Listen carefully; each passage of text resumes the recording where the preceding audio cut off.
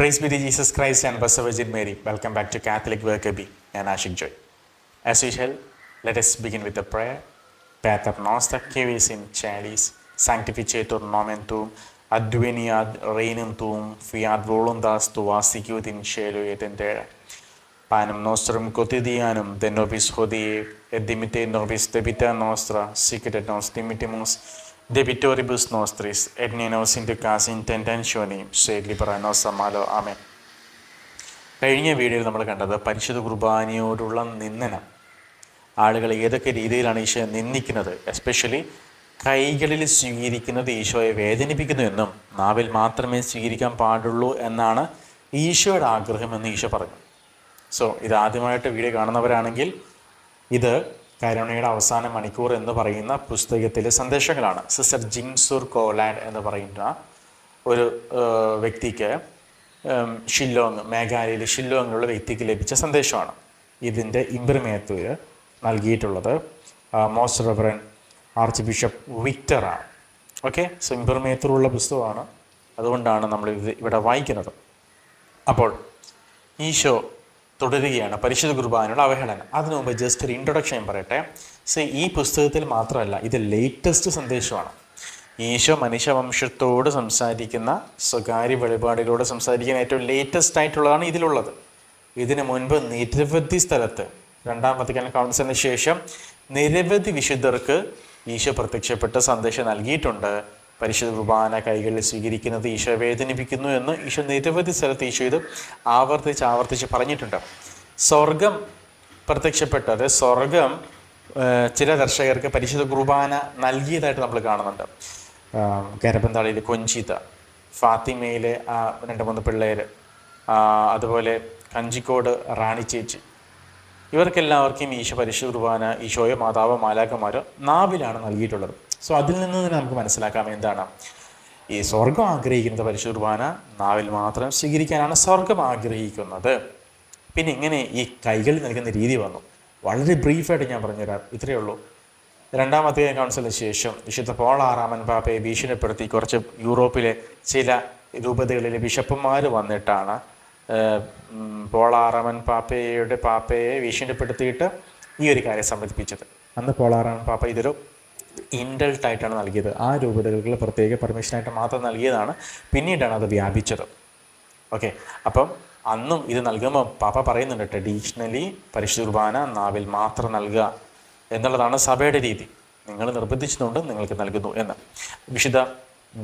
Benedict 16 പാപ്പ Corpus Christi തിരുനാളിലൊക്കെ മുട്ടുകുത്തി നാവിൽ മാത്രമേ പരിശുദ്ധ കുർബാന കൊടുത്തിരുന്നുള്ളൂ.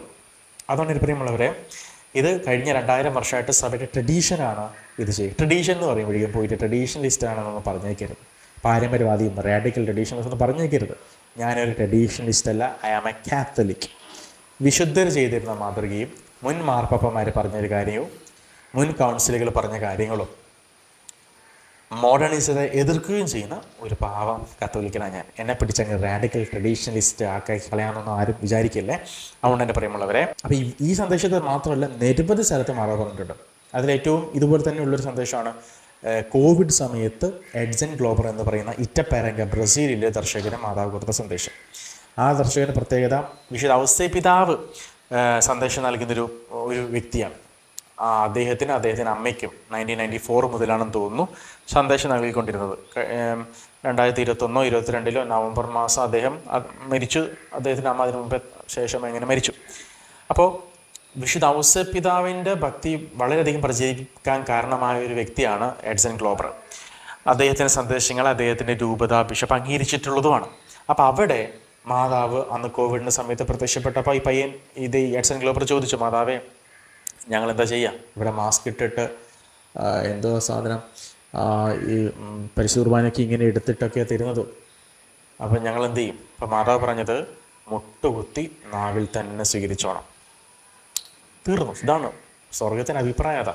അപ്പം ഈശോ ഇവിടെ വീണ്ടും ഇത് പരിചയപ്പെടുത്തുകയാണ്. അപ്പം ഇവിടെ മാത്രമല്ല എന്ന് ഞാൻ ഓർമ്മിപ്പിക്കുകയാണ്. ഓക്കെ, സോ ഈശോ പറയുകയാണ്, എൻ്റെ എത്രയോ മക്കൾ നേരായ രീതിയിലല്ല എന്നെ സ്വീകരിക്കുന്നത്. വായിൽ കിടക്കുന്ന ചുവീങ്കമുമായിട്ടോ വെറ്റിലയും അടക്കയും പുകയിലുമായിട്ടോ ഒക്കെ അവർ എന്നെ കൂട്ടിക്കുഴക്കുന്നു. എന്നിട്ട് അവർ തുപ്പുമ്പോൾ യാതൊരു പരിഗണനയും ഇല്ലാതെ എന്നെയും പുറത്തേക്ക് തുപ്പിക്കളയുന്നു. ദയവ് ചെയ്ത് എന്നെ യോഗ്യമായ വിധത്തിൽ സ്വീകരിക്കുക. നന്നായി ഒരുങ്ങി വേണം അത് ചെയ്യാൻ. എന്നെ സ്വീകരിച്ചതിന് ശേഷം വീണ്ടും എന്നെ വേദനിപ്പിക്കാനോ നിന്ദിക്കാനോ ഇടയാക്കരുത്.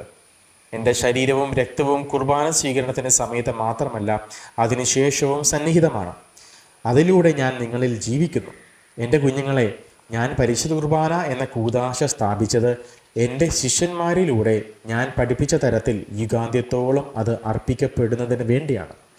എൻ്റെ ജനം എന്നെ നാവിൽ തന്നെ സ്വീകരിക്കണമെന്നും എന്നെ സ്നേഹത്തോടെ സ്വാഗതം ചെയ്യണമെന്ന് ഞാൻ ആഗ്രഹിക്കുന്നു. ഈശോ വീണ്ടും റിപ്പീറ്റഡായിട്ട് പറയുകയാണ്, എൻ്റെ ജനം എന്നെ നാവിൽ തന്നെ സ്വീകരിക്കണമെന്നും എന്നെ സ്നേഹത്തോടെ സ്വാഗതം ചെയ്യണമെന്ന് ഞാൻ ആഗ്രഹിക്കുന്നു. എൻ്റെ ജനമേ, നിങ്ങളിൽ എത്രയോ പേർ ദിവ്യകാരുണ്യത്തിൽ എന്നെ അനാദരിക്കുന്നു. എത്രയോ പേർ എൻ്റെ ശരീരത്തെയും രക്തത്തെയും ദുഷിക്കുന്നു. എത്രയോ പേർ എന്നെ സ്വീകരിക്കുകയും എന്നാൽ അതേസമയം ദിവ്യകാരുണ്യത്തിലുള്ള എൻ്റെ സജീവ സാന്നിധ്യത്തെ വിശ്വസിക്കാതിരിക്കുകയും ചെയ്യുന്നു. പരിശുദ്ധ ദിവ്യകാരുണ്യത്തിൽ എന്നെ വണങ്ങാനും എന്നെ സ്നേഹിക്കാനുമായിട്ടാണ് എൻ്റെ ജനത്തെ ഞാൻ വിളിച്ചിരിക്കുന്നത്. എൻ്റെ ചില വൈദികർ എൻ്റെ ശരീരത്തിൻ്റെയും രക്തത്തിൻ്റെയും സത്താഭേദത്തിൽ വിശ്വസിക്കുന്നു. എന്നാൽ മറ്റ് ചില വൈദികരാകട്ടെ അനേകം ദിവ്യകാരുണ്യ അത്ഭുതങ്ങൾ കണ്ടിട്ടും അതിൽ വിശ്വസിക്കുന്നില്ല.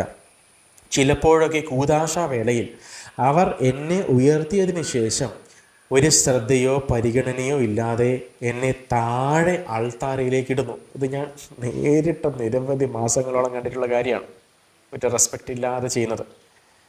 എൻ്റെ ശരീരവും രക്തവും ആദരവോടെ തന്നെ പരിഗണിക്കപ്പെടേണ്ടതാണെന്ന് ഓർക്കുക.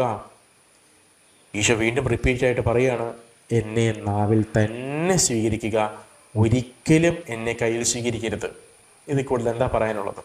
പക്ഷെ നമുക്ക് തള്ളിക്കളയാം കേട്ടോ, ഇതൊക്കെ പ്രൈവറ്റ് റെവലേഷനാണെന്ന് നമുക്ക് തള്ളിക്കളയാം. അൾട്ടിമേറ്റ്ലി ഇത് ചെയ്യുന്ന ആൾക്കാർ മരിച്ചു കഴിഞ്ഞാൽ ഈശോ ക്വസ്റ്റ്യൻ ചെയ്യാൻ പോണത് ഇതേ കാര്യം തന്നെയായിരിക്കും. അതുകൊണ്ട് തന്നെ പറയുമ്പോഴവരെ നമ്മളൊരു കുഞ്ഞുങ്ങളുടെ മനസ്സാക്ഷിയോടുകൂടി നമ്മൾ സ്വീകരിക്കുക. എന്നെ നാവിൽ തന്നെ സ്വീകരിക്കുക, ഒരിക്കലും എന്നെ കയ്യിൽ സ്വീകരിക്കരുത്. ഒരിക്കലും. എന്നെ സ്വീകരിച്ചതിന് ശേഷം തിരിച്ചു വരുമ്പോൾ ഇനി ഈശോ പറയുകയാണ്, പരിശുദ്ധ കുർബാന കൈകളിൽ സ്വീകരിച്ചിട്ടുള്ള ആൾക്കാർ ചെയ്യുന്ന ദ്രോഹം. എന്നെ സ്വീകരിച്ചതിന് ശേഷം തിരിച്ചു വരുമ്പോൾ നിങ്ങളുടെ കൈകൾ നിങ്ങൾ അലക്ഷ്യമായി താഴേക്കിടുന്നു. അപ്പോൾ ആ കയ്യിൽ പറ്റിപ്പിടിച്ചിരിക്കുന്ന വ്രണിതമായ എൻ്റെ ശരീരത്തിൻ്റെ സൂക്ഷ്മാംശങ്ങൾ നിലത്ത് വീഴാൻ നിങ്ങൾ അനുവദിക്കുന്നു. എത്രയോ സ്ഥലത്ത് നമ്മൾ കണ്ടിട്ടുണ്ട്, പരിശുദ്ധ കുർബാന സ്വീകരിച്ചിട്ട് ഇങ്ങനെ ഡ്രസ്സിൽ ഉരച്ചിട്ടും പൊട്ടി തട്ടിക്കളഞ്ഞിട്ടൊക്കെ വരുന്ന ആൾക്കാർ. നമ്മളൊരു ദിവ്യകാരുണ്യം, ഒരു തിരുവോസ്തി 5 പീസായിട്ട് നമ്മൾ മുറിച്ചാൽ ആ 5 പീസും പൂർണ്ണനായ ഈശോയാണ്. ഓരോ പീസും പൂർണ്ണനായ ഈശോയാണ്. ഈശോ പറയുകയാണ്, അപ്പോൾ ആ കയ്യിൽ പറ്റിപ്പിടിച്ചിരിക്കുന്ന വ്രണിതമായ എൻ്റെ ശരീരത്തിൻ്റെ സൂക്ഷ്മാംശങ്ങൾ നിലത്ത് വീഴാൻ നിങ്ങൾ അനുവദിക്കുന്നു. എൻ്റെ ശരീരത്തെ നിങ്ങൾ നിലത്തേക്ക് വലിച്ചെറിയുകയാണ് ചെയ്യുന്നത്. അപ്പോൾ ഈശോ അത് കാണുന്നത് നമ്മൾ ഈശോയുടെ ശരീരത്തെ വലിച്ചെറിയുന്നതായിട്ടാണ്. ഇത് നിങ്ങളുടെ കൈ അയോഗ്യമായത് കൊണ്ടോ അത് നിങ്ങളുടെ ശരീരത്തിൻ്റെ ഭാഗമല്ലാത്തത് കൊണ്ടോ അല്ല. ഞാനൊരിക്കലും ഒരു ബ്രദറായിട്ട് സംസാരിച്ചപ്പോൾ അദ്ദേഹം പറഞ്ഞത്, കൈയും ദൈവം തന്നതല്ലേ, ദൈവം സൃഷ്ടിച്ചതല്ലേ കൈ. അപ്പോൾ നാവിനേക്കാളും കൂടുതൽ കൈയേക്കാളും കൂടുതൽ നാവ് കൊണ്ടല്ലേ പാപം ചെയ്യുന്നത്. അപ്പോൾ കയ്യിൽ സ്വീകരിക്കുന്നില്ലേ നല്ലത്. ഇതല്ല നമ്മുടെ പോയിന്റ്. ഇത് ദൈവം തന്ന അവയവം തന്നെയാണ്. പക്ഷേ അതല്ല നമ്മുടെ ഇവിടുത്തെ പോയിന്റ്. എന്തുകൊണ്ടാണ് പരിശുദ്ധ കുർബാന കൈകൾ സ്വീകരിക്കരുതെന്ന് പറയുന്നത്? നിങ്ങളുടെ കാര്യങ്ങൾ പൂശപ്പെട്ടതല്ല, വൈദികന് മാത്രമേ കാര്യങ്ങൾ കൊണ്ട് സ്പർശിക്കാൻ പാടുള്ളൂ. അതാരാ പറഞ്ഞത്? വിശുദ്ധ തോമസ് അക്വിനാസ്. ട്രെൻഡ് കൗൺസിൽ പറയുന്നത് എന്താണ്? സേക്രഡ് വെസൽസ് പോലും പൂശപ്പെടാത്ത കാര്യങ്ങൾ കൊണ്ട് തുടരുത്. അതുകൊണ്ടാണ് നമ്മുടെ സിസ്റ്റർമാരും അൽത്താര ബാലന്മാരെല്ലാവരും വെള്ളത്തോണ്ട് കൂട്ടിപ്പിടിച്ചുകൊണ്ട് ചാലിച്ചും സിബോറിയും അരളിക്കലും എടുത്ത് കൊണ്ടുപോകുന്നത്. അപ്പോൾ അത് വെള്ളത്തുണി കൊണ്ട് കൂട്ടിപ്പിടിക്കാമെങ്കിൽ എങ്ങനെയാണ് പരിശുദ്ധ കുർബാന കൈകൾ കൊണ്ട് നിങ്ങൾ തൊടുക? ഇതേ ഈശോ ചോദിക്കുന്നുള്ളൂ. അപ്പോൾ പരിശുദ്ധ കുർബാന കയ്യിൽ സ്വീകരിക്കാൻ പാടില്ല എന്ന് പറയുന്നത് രണ്ടാമത്തെ കാരണം, ഇങ്ങനെ നമ്മൾ സ്വീകരിക്കുമ്പോൾ നമ്മുടെ കൈകളിൽ ചെറു തരികൾ അവിടെ കിടപ്പുണ്ട്, നമുക്ക് കാണാൻ പറ്റാത്ത തരികൾ ഉണ്ടാവും.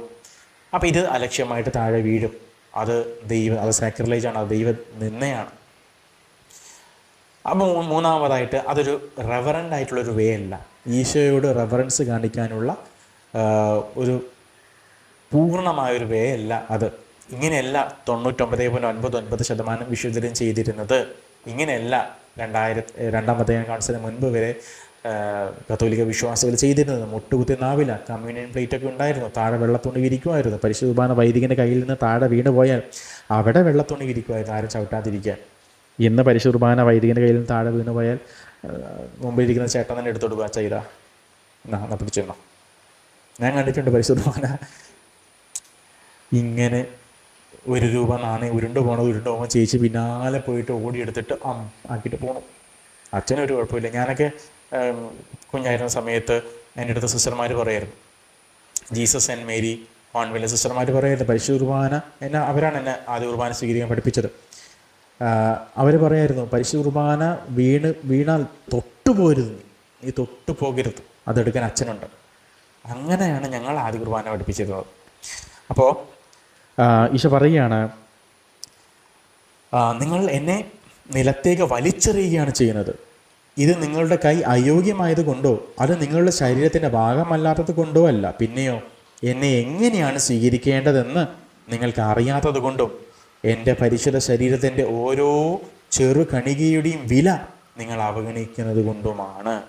അതുകൊണ്ട് എൻ്റെ അമ്മാമ്മമാരെ, അപ്പാപ്പന്മാരെ, ആൻറ്റിമാരെ, അങ്കിൾമാരെ, ചേട്ടന്മാരെ, ചേച്ചിമാരെ, അനുജന്മാരെ, അനുജത്തിമാരെ, നിങ്ങൾ ദയവേറിയത് കേൾക്കുക. പരിശുദ്ധ കുർബാന നമുക്ക് ഏറ്റവും ഭയഭക്തിയോടുകൂടി സ്വീകരിക്കാൻ പറ്റുന്ന നാവില. ഒരു അച്ഛനും ഒരു ബിഷപ്പിനും ഇത് നിങ്ങളെ എതിർക്കാനുള്ള അധികാരമില്ല. വത്തിക്കാൻ്റെ റൂളുണ്ട്, പരിശുദ്ധ കുർബാന നാവിൽ സ്വീകരിക്കാൻ ആഗ്രഹിക്കുന്നവർക്ക്, അത് മുട്ടുകുത്തി നാവിൽ സ്വീകരിക്കാൻ ആഗ്രഹിക്കുന്നവർക്ക് നാവിൽ തന്നെ കൊടുക്കണമെന്ന്. അതുകൊണ്ട് നിങ്ങൾ മരിക്കേണ്ടി വന്നാലും കയ്യിൽ സ്വീകരിക്കും. ഇതൊരു ഒരു എന്തോ ഒരു കമൻറ്റോ ആരോ പറഞ്ഞിരുന്നല്ലോ, ഒരു ഒരു ഒരു ഒരു ഒരു അടി ഉണ്ടാക്കാൻ വേണ്ടിയിട്ടുള്ള കാര്യമല്ല.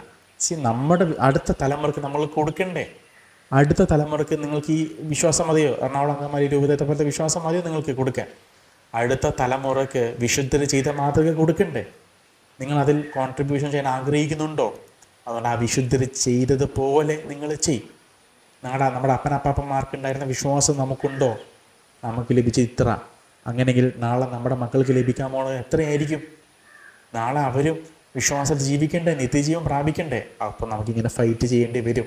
ഫൈറ്റ് ദ ഗുഡ് ഫൈറ്റ്, നല്ല പോരാട്ടം. നമ്മൾ കൊടിയും വടിയും വാളൊന്നും പിടിച്ചിട്ടല്ലല്ലോ. നാവിൽ താച്ച നാവിൽ സ്വീകരിക്കാനാണ് എനിക്ക് ആഗ്രഹം. അത് വത്തിക്കാൻ എന്നെ അനുവദിച്ചിട്ടുള്ളതാണ്. അതിന് ഓവർ റൂൾ ചെയ്യാൻ ഒരു ബിഷപ്പിനും അധികാരമില്ല എന്നുള്ളതാണ് സത്യം. അങ്ങനെ ആരെങ്കിലും ചെയ്താൽ നിങ്ങൾ അപ്പം തന്നെ ഒരു കംപ്ലയിൻറ്റ് വത്തിക്കാനോട് അയക്കുക. ബിഷപ്പിൻ്റെ പേര് വെച്ചിട്ട് നിങ്ങൾ കംപ്ലയിൻ്റ് അയക്കുക, എന്നെ പരിശുദ്ധ കുർബാന നാവിൽ സ്വീകരിക്കാൻ അനുവദിക്കുന്നില്ല, നടപടി എടുത്തോളൂ കേട്ടോ. മക്കളെ, എൻ്റെ ശരീരവും രക്തവും കൊണ്ട് നിങ്ങളെ തന്നെ പോഷിപ്പിക്കുക. ദിവ്യകാരണത്തിൽ ഞാൻ എന്നെ തന്നെ നിങ്ങൾക്കായി നൽകുന്നുവല്ലോ. അതാണ് എൻ്റെ പറയുമ്പോഴവരെ. കേൾക്കാൻ ചെവിയുള്ളവൻ കേൾക്കട്ടെ. എത്ര പേര്, ഞാൻ ഒരു കാറ്റഗീസത്തിൻ്റെ ട്രെയിനിങ്ങിൻ്റെ ഭാഗമായിട്ട് ഒരു ധ്യാനത്തിന് പോയപ്പോൾ അവിടെ ക്ലാസ് എടുത്തൊരു വൈദികൻ പറയുകയുണ്ടായി. അദ്ദേഹം പറഞ്ഞത് ഏറ്റവും അധികം ആൾക്കാർ പരിശുദ്ധ കുർബാന കൈകൾ സ്വീകരിച്ചതിൻ്റെ കാരണത്താൽ ശുദ്ധീകരണ സ്ഥലത്ത് കിടപ്പുണ്ടെന്നാണ്. ഇതേ കാര്യം മരിയ സന്യയും പറയണത്, ഇതാണ് മാധവൻ പറയണത്, ഈശോയും പറയണത് അല്ല, ഇത് തന്നെയാണ്. പരിശുദ്ധ കുർബാന കൈകൾ നൽകുകയും പരിശുദ്ധ കുർബാന കയ്യിൽ സ്വീകരിക്കുകയും ചെയ്തിട്ടുള്ള ആൾക്കാർ, യൂക്കറിസ്റ്റിക് മിനിസ്റ്റേഴ്സിൻ്റെ കാര്യം എനിക്ക് അറിഞ്ഞുകൂടാ. നമുക്ക് പറയാം, ഓക്കെ നിയമമുണ്ട്, ബിഷപ്പ് പ്രത്യേകം നിയമിച്ചതാണ്. സ്വർഗത്തിന് നിയമം മാറിയിട്ടില്ല. എന്നാൽ പിന്നെ ഇത് ഈശോ പറയാൻ പാടില്ലായിരുന്നു. അവിടെ നമ്മൾ അൽമായർക്കൊന്നും പരിശുദ്ധ കുർബാന തൊടാൻ പോലുള്ള യോഗ്യതയില്ല. അതിനായിട്ട് പറയുമ്പോഴവരെ ഭയഭക്തിയുടെ കൂടെ വളരെ റെവറൻസ് നൽകിയിട്ട് ഈശോയെ നമ്മൾ സ്വീകരിക്കുക. ഇത് ഈശോയാണെന്ന കാര്യം മറക്കരുത്. സാക്ഷാൽ യേശു ക്രിസ്തു, നസ്രായനായ ഈശോ. പരിശുദ്ധ അമ്മയോട് പ്രാർത്ഥിച്ചുകൊണ്ട് നമുക്ക് അവസാനിപ്പിക്കാം. ആവേ മരിയ ഗ്രാസിയ പ്ലേന ഡോമിനസ് തേക്കും ബെനഡിക്താത്തു in മുളിയരിബൂസ് et benedictus fructus ventris tui, Iesus. Santa Maria, Mater Dei, ora pro nobis peccatoribus, nunc et in hora mortis nostrae. ആമേൻ. വിവ ക്രിസ്തോറെ എന്ന് പറഞ്ഞാൽ ക്രിസ്തു നീണാൽ വാഴട്ടെ.